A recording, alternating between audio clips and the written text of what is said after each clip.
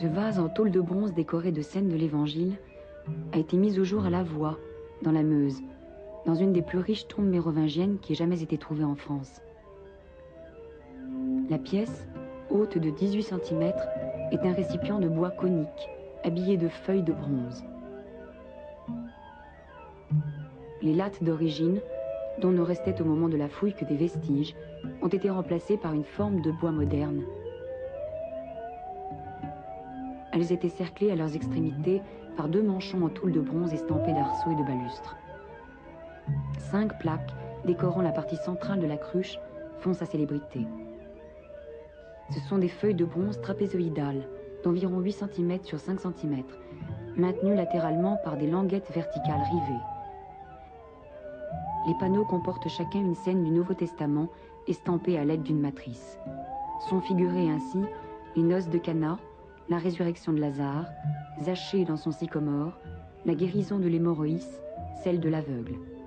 À gauche, dominant de toute sa hauteur chacun des tableaux, le Christ nimbé de face exécute le miracle en étendant le bras droit.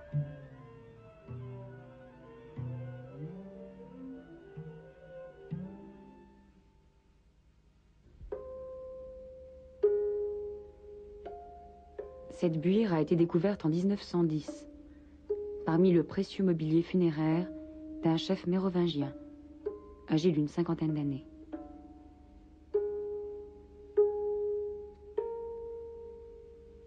La tombe a livré un armement luxueux et des parures comparables avec leur décor d'or et de grenat à celles trouvées au XVIIe siècle dans la sépulture de Childéric et à de Clovis. Poignard, épée longue en fer, à poignée recouverte de tôle d'or,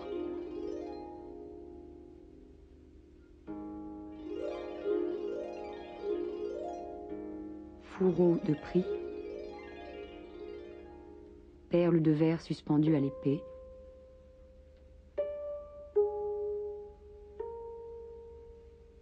partie centrale en fer d'un bouclier en bois, aujourd'hui disparu, pointe de flèche, extrémité ferrée d'un bâton.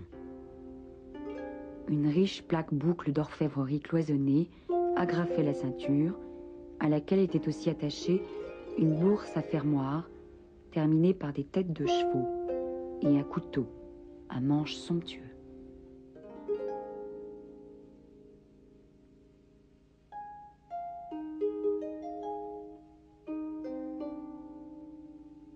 Dans cette bourse avait été déposée une pince à épiler en bronze et une monnaie de l'empereur Zénon, contemporain de Childéric et de Clovis en cette fin du Ve siècle.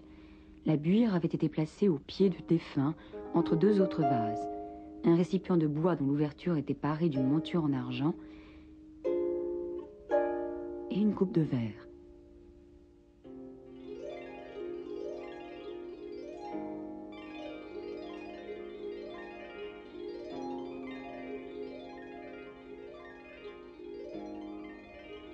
Au-delà de cette vaisselle, le fond de la fosse était tapissé sur 1,50 m de débris de bois, avec quelques rivets de fer.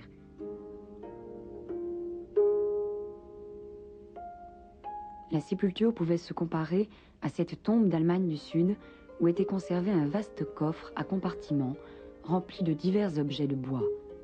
Plats, chandeliers, lyres.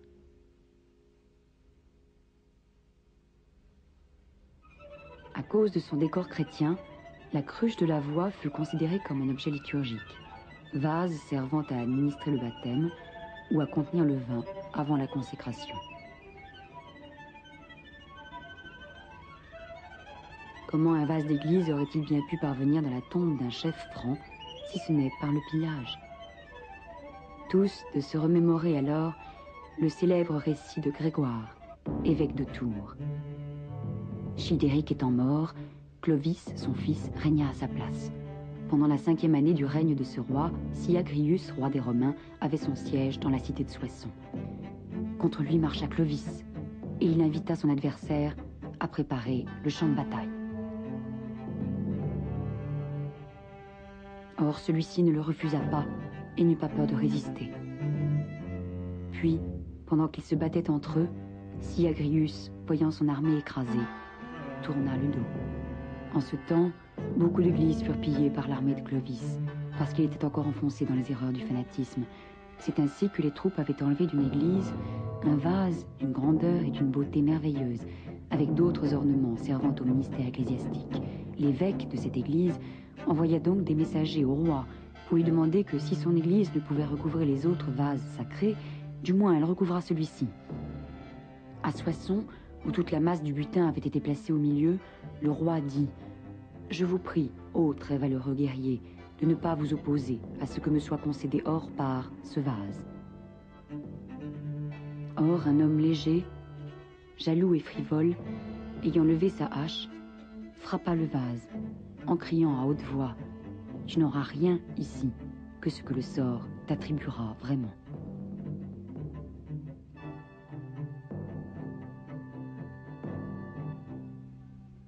Les représentations figurant sur la buire font partie du répertoire iconographique classique à l'époque paléochrétienne. Parmi tout l'Ancien et le Nouveau Testament, ce sont quelques scènes qui sont régulièrement choisies. Ce sont celles qui symbolisent le mieux le salut de l'homme par Dieu. Ici, nous voyons d'abord le premier miracle du Christ à Cana. Le vin étant venu à manquer au cours d'un repas de noces, Jésus changea l'eau en vin. Les noces de Cana sont très tôt interprétées comme une préfiguration du sacrifice eucharistique.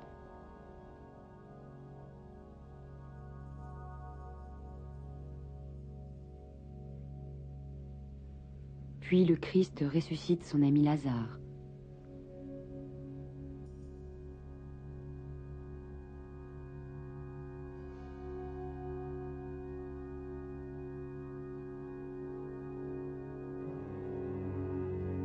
Il fait descendre Zachée le publicain du sycomore où il était grimpé pour le voir passer et s'invite dans sa maison pour y apporter le salut.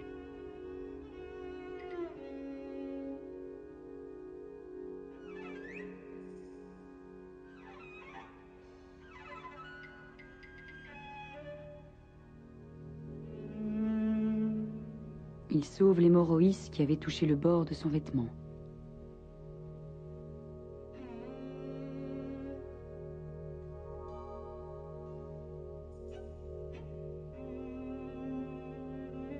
Et il guérit l'aveugle.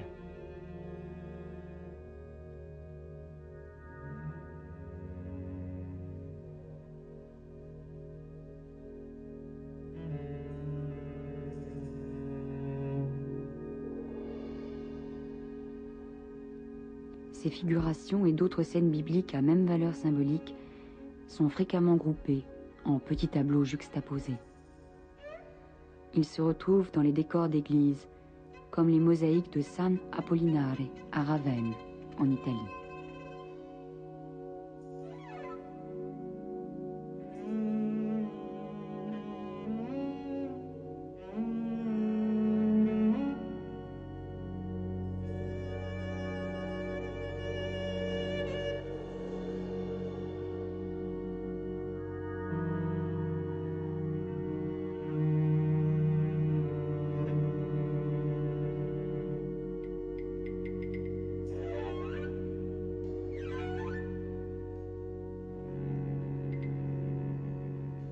Ils se retrouvent aussi sur des ivoires, des sarcophages ou des miniatures. Ainsi, cet ivoire du musée du Louvre superpose la guérison de l'hémorroïs à celle du paralytique et d'une possédée.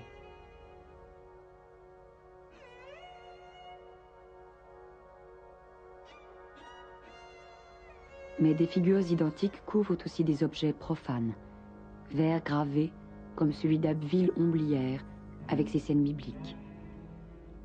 Daniel dans la fosse au lion, Suzanne surprise par les vieillards, Adam et Ève.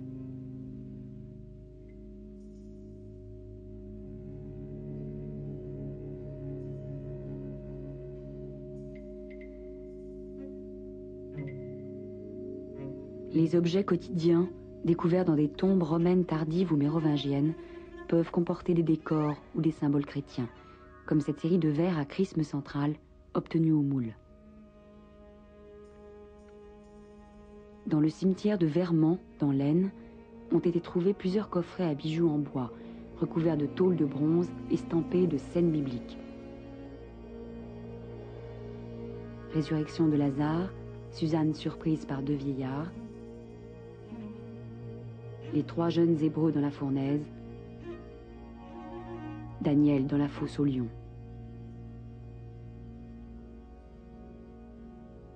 Sur un même coffret peuvent voisiner motifs païens et chrétiens. Ainsi le soleil divinisé, aux côtés d'Adam et Ève, sur un coffret de Boulogne.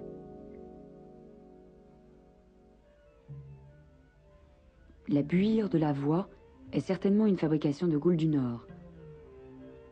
Elle appartient à une petite série de vases de bois ornés de décors repoussés, représentant parfois des scènes de l'histoire sainte. Ils ont été découverts dans des sépultures du début de l'époque mérovingienne. Les vases à figuration biblique avaient-ils à l'origine un usage liturgique? Rien n'est moins sûr, puisque les mêmes motifs, alors à la mode, se retrouvent sur les objets profanes. Les vases qui sont fabriqués au 5e siècle en Argonne, région de la Voie, sont ainsi décorés de symboles chrétiens dans des casiers obtenus à la molette. Oiseaux, poissons, personnages couchés accostés d'une croix, grappes, croix chrismées. Que pouvait représenter la buire de la Voie pour son dernier possesseur, un chef franc de l'entourage de Clovis, établi par lui à quelques kilomètres de Verdun, dans une zone économiquement importante. La richesse de son mobilier funéraire, presque du niveau royal, en fait un grand personnage, sans doute celui qui administrait le pays au nom de Clovis. À l'époque mérovingienne, le dépôt d'objets dans les tombes est l'affirmation d'un rang social. Païens et chrétiens le pratiquent. Le chef de la Voie était vraisemblablement encore païen, mais il est impossible de l'affirmer. Ou peut-être faisait-il partie des 3000 hommes baptisés par Saint Rémy à la suite de Clovis. Pourquoi pas?